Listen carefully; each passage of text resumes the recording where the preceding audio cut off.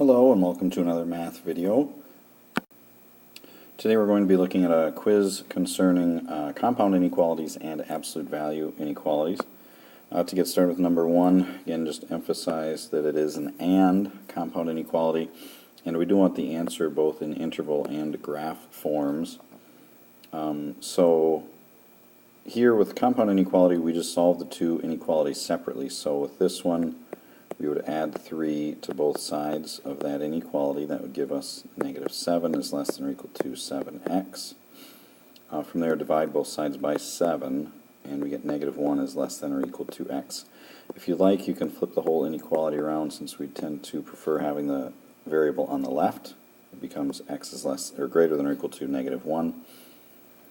For the other inequality, we would subtract 6 from both sides. So that gives us 9x is less than 27. Divide by 9, and x is less than 3. Again, the and is important, and I find it easier to deal with the graph first. So we've got a negative 1 here, 3 here.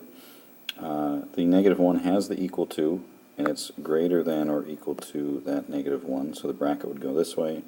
The 3 is just less than 3, so that'd be a parenthesis facing to the left, and just the stuff in between gets covered by the graph. So in interval form, that becomes negative 1 to 3. So again, that's our interval, and then we've got the graph as well. For number 2, we need to add 7 to both sides of this inequality. We get 4x is less than negative 20. Then we divide by 4, and we get x is less than negative 5. The other inequality, we would subtract 4. That gives us negative 7x is greater than 7. Now here, when we divide by the negative 7, we need to make sure that we flip the direction of that inequality, and we get x is less than negative 1. So we have a negative 5 here and a negative 1 here. Now again, it is and that is important because we're looking at where the values are less than negative 5 and less than negative 1, so only where they overlap, so really just to the left of the negative 5. So again, it's not a normal and compound inequality, it's just the negative infinity up to the negative 5. Number 3, we switch to an or compound inequality. Again, we still solve these separately, so we would just add the 8 here. We get 12x is less than 12. Divide by 12, we get x is less than 1. With the other inequality, we're dividing by negative 2 right away, so we need to make sure, again, that we flip the direction of that inequality right away. So we get x is greater than or equal to 3. So we have a 1 here and a 3 here. So x being greater than 1 and less than or equal to the 3.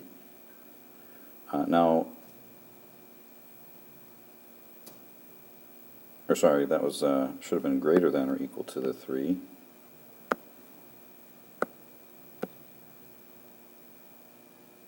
And less than the 1. Okay, let's try that over again. Okay, so we got the 1 here. So less than the 1 goes this way. Greater than or equal to the 3 goes that way. So it is or, so we don't need any overlap. Now the interval there gets to be a little bit tricky.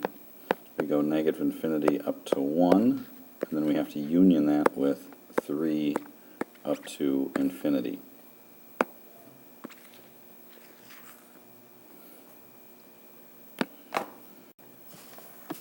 And then number 4, same sort of thing. It's another or compound inequality.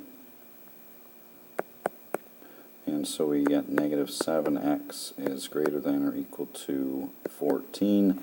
dividing by the negative 7. Again, be very careful, make sure you flip that inequality as soon as you divide by that negative 7. So we get x is less than or equal to negative 2. For the other inequality, we would subtract 3, which gives us 4x is greater than or equal to negative 16. We divide by 4, get x is greater than or equal to negative 4. So on our number line, make sure you have these in the right places. We have a negative 4 here, negative 2 would be to the right of that. So greater than or equal to the negative 4 would go that way, less than or equal to the negative 2 would go this way. Since they are or, again, we're not worried about just where they overlap, but just everything that they cover. So those would actually shoot right past each other and continue forever in both directions.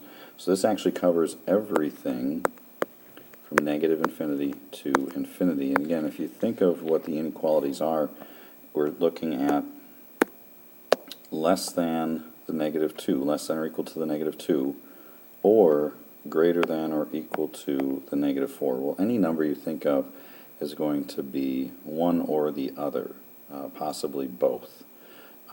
So when we have an or compound inequality like that, the answer is really all real numbers, or in interval notation, negative infinity to infinity.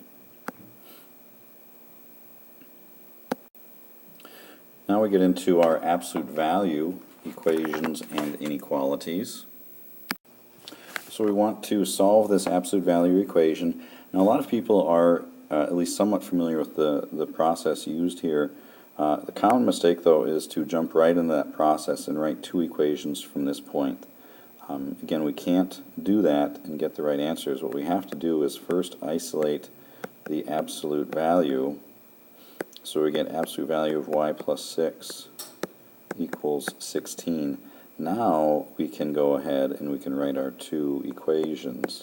But again, until we get that absolute value isolated, we cannot split that up into two separate equations. There's not much to do to solve these. We subtract the 6 from both sides. We get negative 22 for one answer. Subtract 6 from both sides again. We get 10 for the other. And again, these are simple enough to plug back in and check. Whether you plug in 10 or negative 22, you add 6, you either get 16 or negative 16.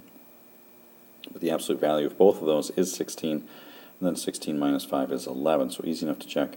Now in the directions, you might notice that they say to put the answer in set notation, which would just look like this, negative 22, and then 10, like that.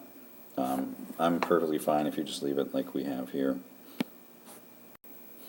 Alright, next we're looking at this absolute value inequality.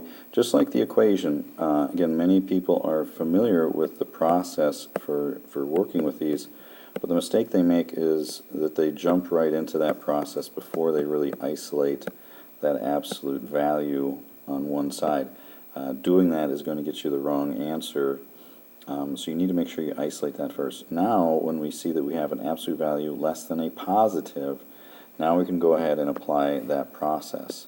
And again, if you've worked with me before, you know that I like to flip and switch that stuff on the left, and then keep the kind of normal less than 7 on the right. That lines up with my number line a bit better. Going through and solving these, and there's a couple steps to do. We get 3k is greater than negative 10. Divide by the 3, we get k is greater than negative 10 thirds. Same sort of thing with the other one. We subtract the 3. We get 3k is less than 4. Divide by the 3. We get k is less than 4 thirds. Again, the directions didn't ask for a graph, but it can be helpful in trying to determine the interval notation. So negative 10 thirds would be here, 4 thirds would be here. Again, greater than the negative 10 thirds, less than the 4 thirds. It's just the stuff in between. And so then that leads me to the interval notation, negative 10 thirds, comma 4 thirds. And again, the 10 thirds or negative 10 thirds and the 4 thirds are exact answers. The decimals would be repeating, so again, may as well just leave that as a fraction. So we have another absolute value inequality here. Just like the previous ones, we really need to isolate that absolute value before we can get into our process. We get the absolute value of 7y minus 7 is greater than a negative 9. Now I want to emphasize a bit there that, again, greater than the negative. Yet remember, the absolute value, no matter what kind of value you plug in for y, the 7y minus 7 is either going to be positive or negative or possibly 0. The thing with the absolute value is the absolute value of a positive or a negative is going to be positive, and the absolute value of 0 is 0. So really the absolute value has a minimum value of 0, and otherwise it will be positive. So no matter what we plug in for y, the absolute value of 7y minus 7 will be greater than any negative, specifically in this case greater than negative 9. So again, that is not going to stop some people from trying to go through our normal process and solve that. But again, what happens here is no matter what you plug in for y, this inequality will be true because the absolute value of 7y minus 7 can't be negative, so it must be greater than a negative no matter what 7y minus 7 is. So the actual interval then for the solution is just negative infinity to infinity. And then we have our final question on our quiz here. It says the absolute value of 3f plus 4 equals negative 7. We just kind of talked a lot about this at length, that the absolute value is either going to equal 0 or a positive. There is no way for that absolute value to equal a negative 7. It just cannot happen. Now, that won't stop some people from trying to set it up and figure out how that would work. Again, you can certainly get the absolute value of 3f plus 4 to equal a positive 7, but there's no way to get that to equal a negative 7. So there is no solution for that. So I'll just use the symbol for the empty set. No solution. The absolute value cannot equal a negative. Well, thank you for watching, and hopefully you found this to be helpful.